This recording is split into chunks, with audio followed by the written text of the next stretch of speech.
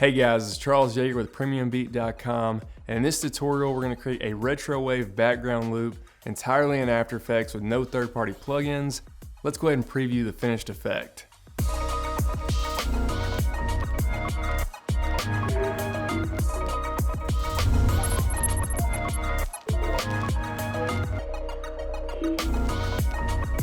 Now before we jump in, if you guys want to follow along, you can download the free project file from the blog post. I'll have a link for that in the description. The project file includes a few extra assets and some bonus scenes you can explore as well. Alright, let's jump over to After Effects now and start out by creating the looping floor grid that's so common with these retro wave scenes. Alright, so let's create a new composition. And I'm just going to name this main scene. And for the preset here, I'm going to select the HDTV 1080p 24 frames per second, and for the duration I'm gonna have it be 4 seconds and 5 frames, so the loop's gonna be 4 seconds. I want a few extra frames in here just in case I need to put a keyframe a little bit further down the line. And let's go ahead and click OK. And as I mentioned, we're gonna start by creating the grid, so I'm just gonna right click here and I'm gonna go to New and select Solid, and I'm gonna name this Floor. And for the width and the height, I actually want it to be 1080 by 1080, so perfectly square. And we can just leave it at black, and I'm gonna click OK. I'm gonna turn on transparency down here just so we can kind of see that against the black background. And what we wanna do now is make this 3D, so I'm gonna have that layer selected and check on the 3D checkbox there. And I'm gonna select the rotation tool up here, and we're gonna rotate this on the X-axis. I'm gonna hold Shift, and that'll just snap that there so it's perfectly horizontal. And now let's go ahead and hit P on the keyboard with that layer selected, and that'll bring up the position so we can see where we can place this in 3D space. And just to make this exactly like the example loop, I'm gonna move down here, we're gonna have it at 960, and then the next value over, we're gonna do a 1162. That'll move that down, and then on the Z-axis, let's go ahead and put that at 4,356. Now let's go ahead and hit S on the keyboard, and that's gonna bring up the scale. What we're gonna do is I'm just gonna drag this and scale this up so it kind of completely covers that floor area. So I'm gonna put this at something like 744.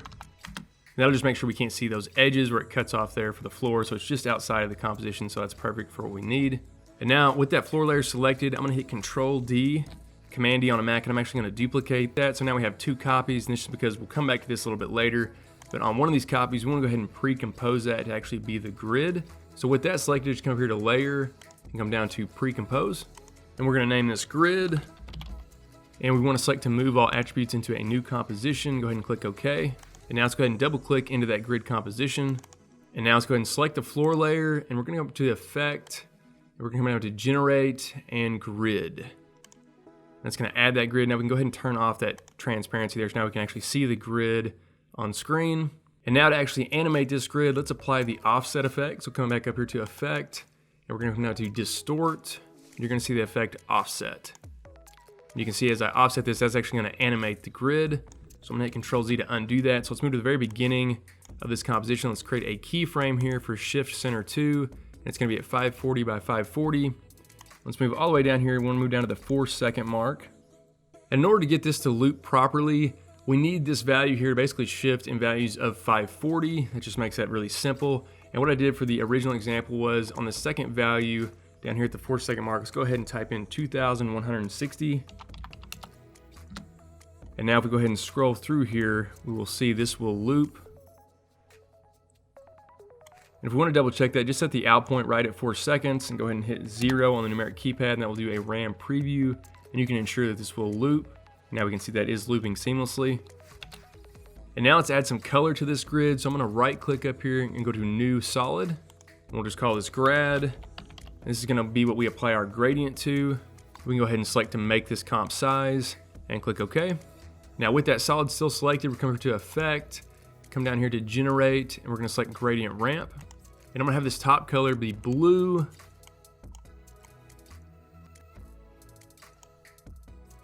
And this bottom color be more of a pinkish color. And I'm gonna move that gradient layer below the floor. We're gonna come over here to Track Matte, and we're gonna select Luma Matte.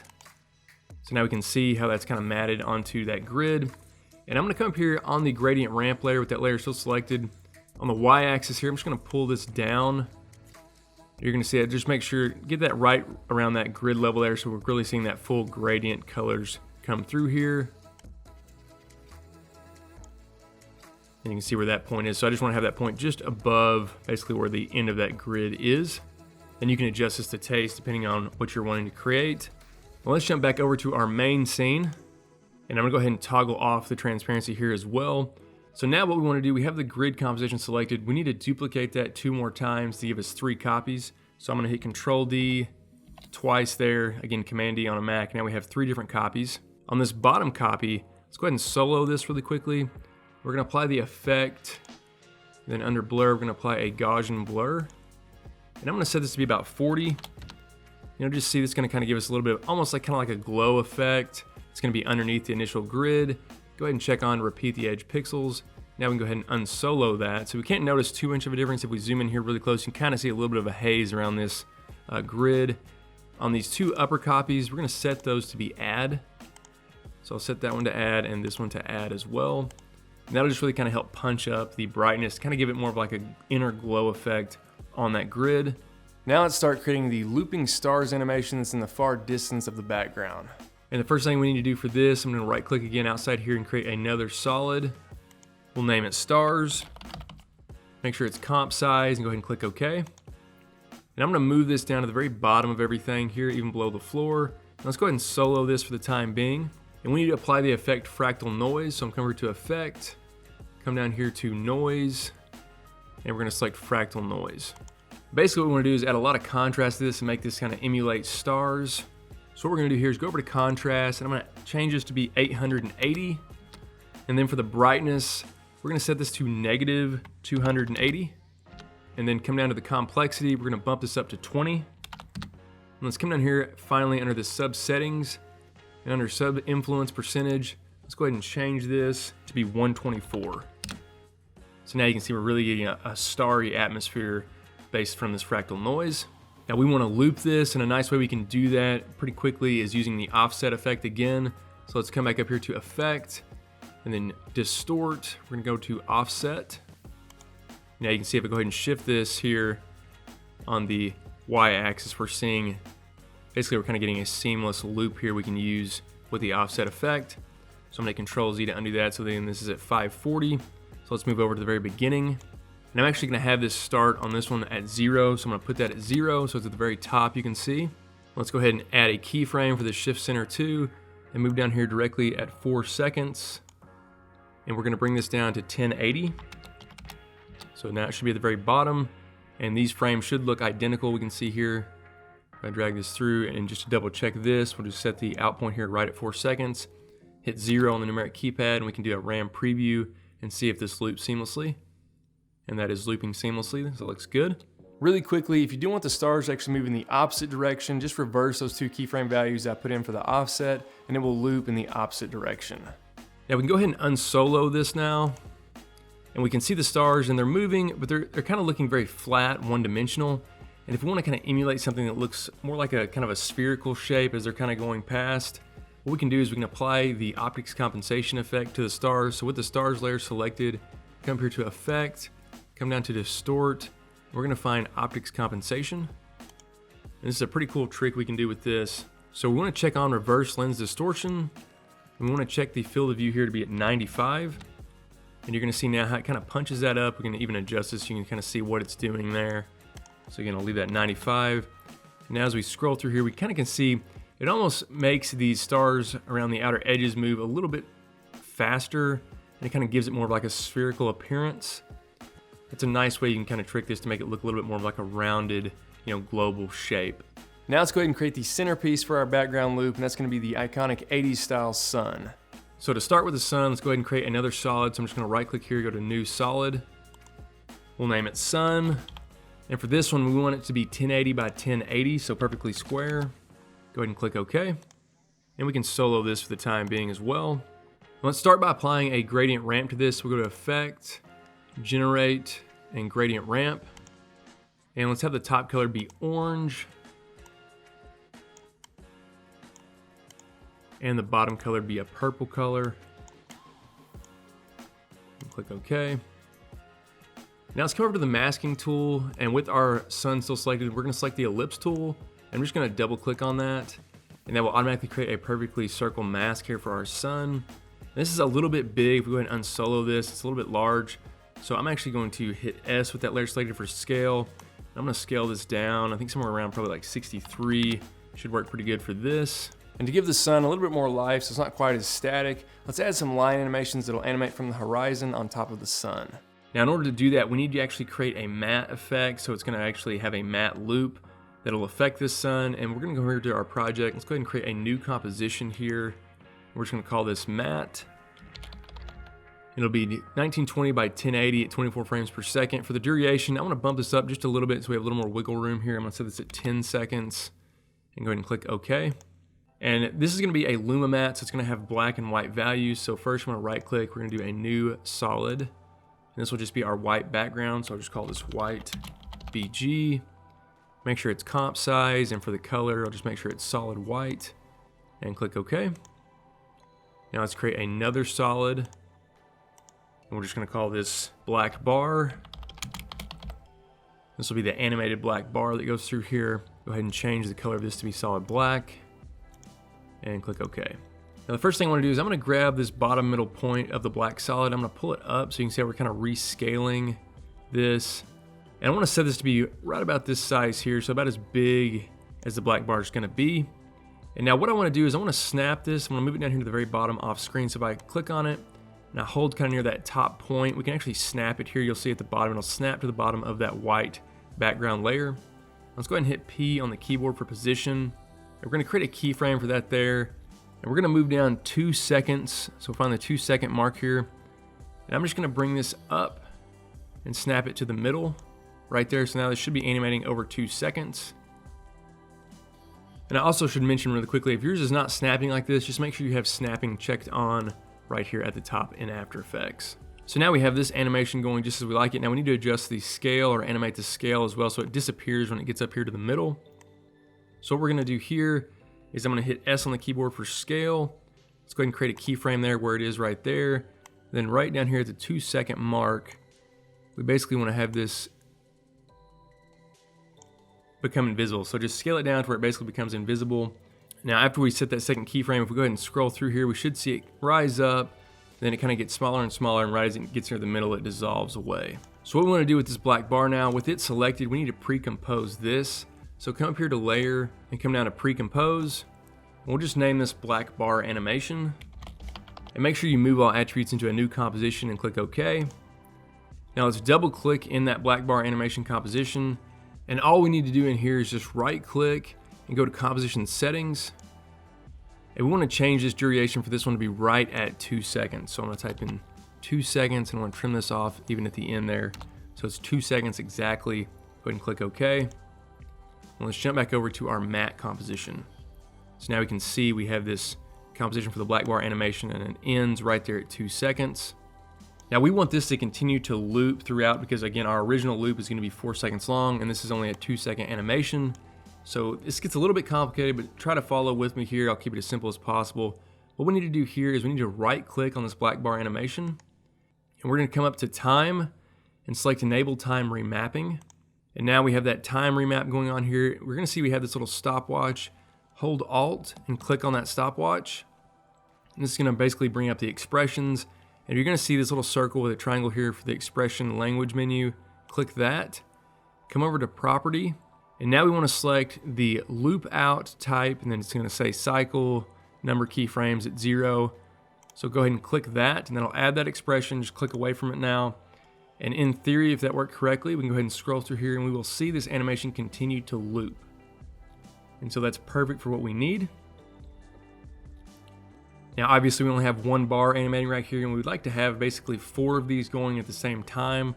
So we're gonna need to duplicate and offset this a little bit. So what we're gonna do with our black bar animation selected, I'm gonna go ahead and hit Control D 3 times, Command D again on a Mac to make 4 different copies of that black bar animation. Now they're all perfectly lined up as it is right now. So again, if I scroll through here, they're all basically in the same position. So I'm gonna show all the keyframes for this just so we can have a point of reference. So I'm gonna hold Shift and select all of these. And I'm just gonna hit U on the keyboard. And that'll show us those keyframes there just so we can kind of see where these are being offset at. And so what I wanna do is offset each of these by 1/2 second. So this bottom one we can leave as is. And so let's select the second one here. We're gonna move over to half a second, so 12 frames.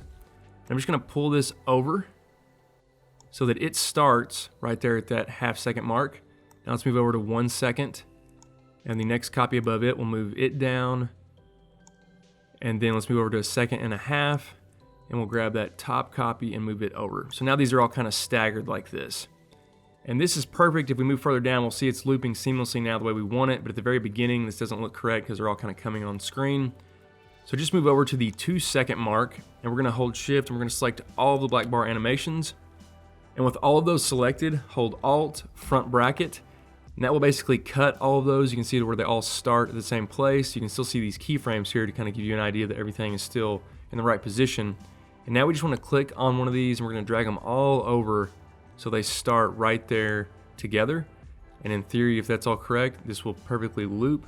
And just to test this, go ahead and set the out point here, and I'm gonna go ahead and RAM preview this to see if this is all looping correctly. And now it is, so that's working perfectly. Again, just make sure that these keyframes, you can see that as kind of a visual reference how they're offset there. This is the most complicated part of the tutorial, so hopefully just bear with me on this one. But now that we've got that completed, let's jump back over to our main scene.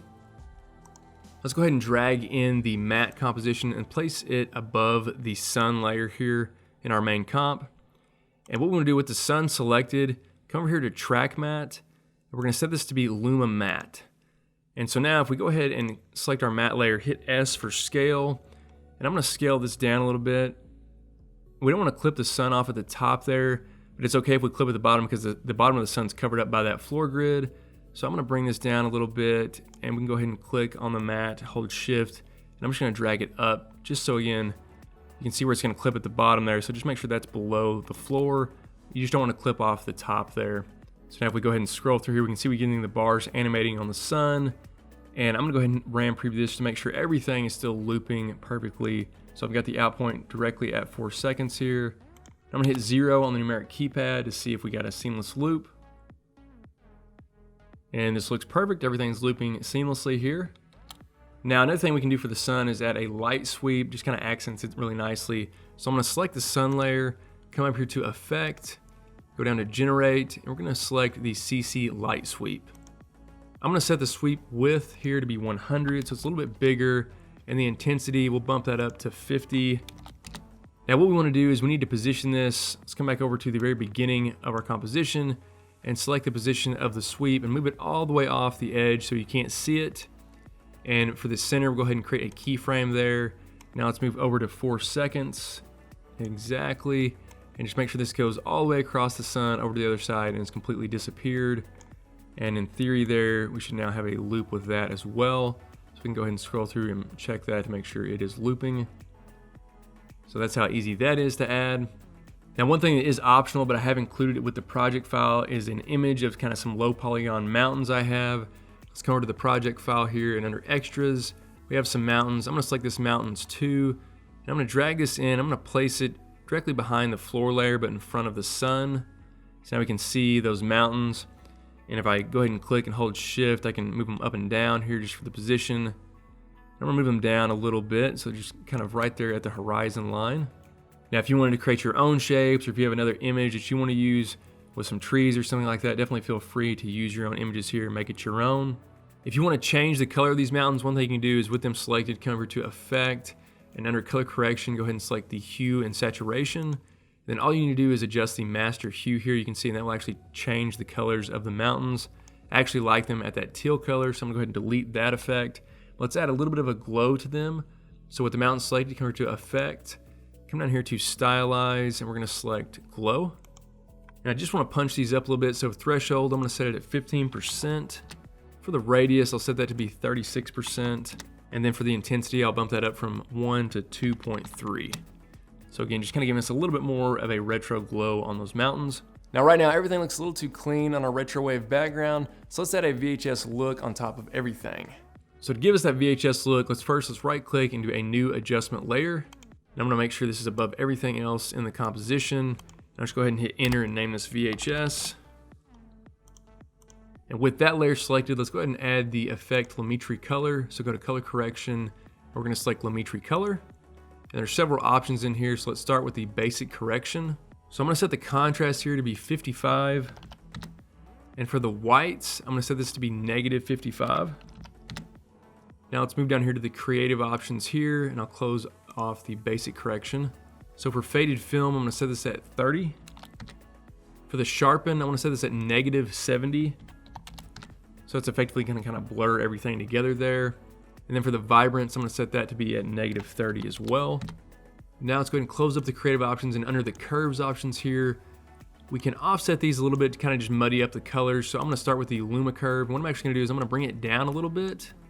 Click it at the top, bring it down, and just move it back over so it kind of lines up with everything. So it's kind of clipping there at the top.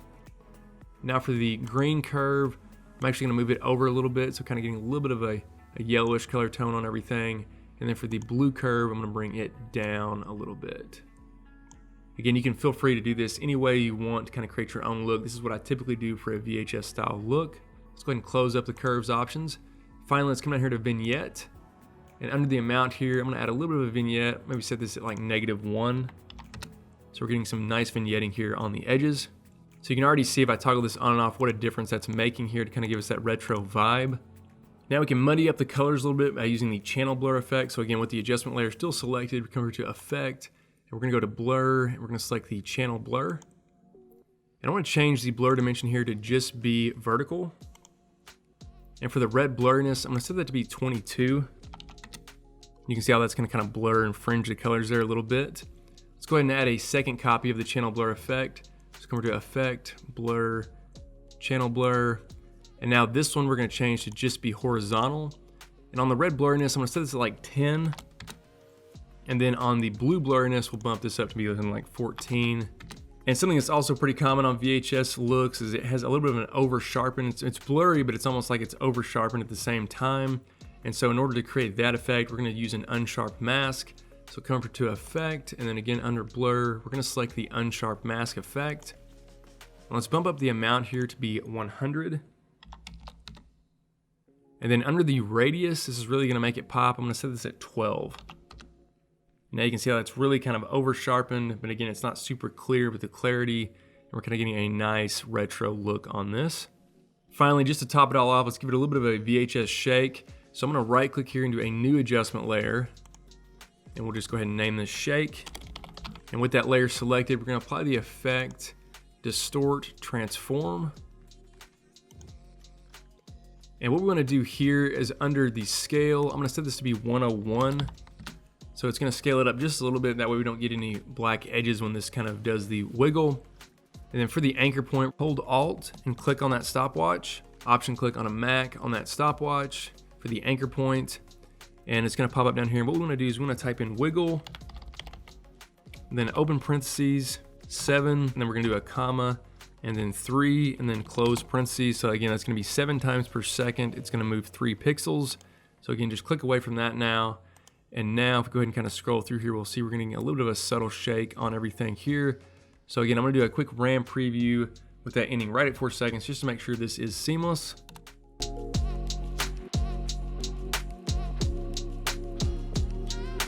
All right guys, hopefully you enjoyed creating this retro wave background loop.